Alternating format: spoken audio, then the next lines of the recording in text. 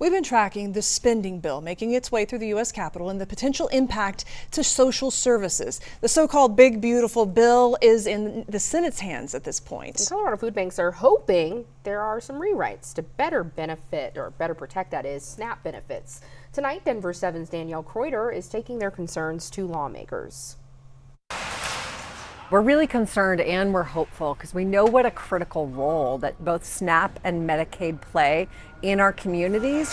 Aaron Pulling, CEO of Food Bank of the Rockies, says there's no doubt an impact will be felt if there are even minimal cuts to the Supplemental Nutrition Assistance Program, or SNAP.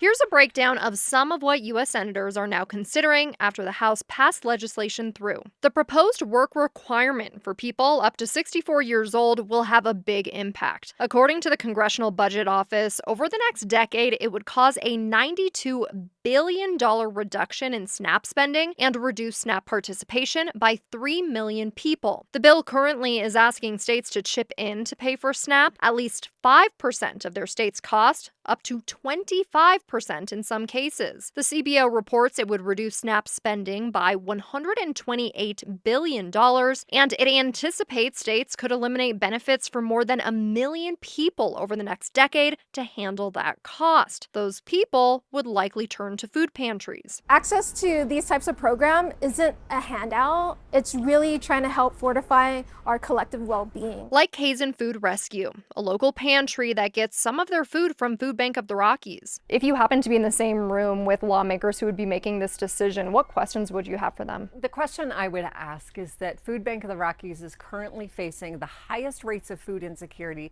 that we have ever seen. While we are facing this, how can we be prepared to meet this need that might be many, many times over to what we're meeting without increased federal support? So we took those questions. Hi there, my name's Danielle Kreuter. I'm calling with Denver 7. How's it going? Straight to the U.S. Senate Committee on Agriculture and Nutrition. Okay, what is that? Who gave us an email.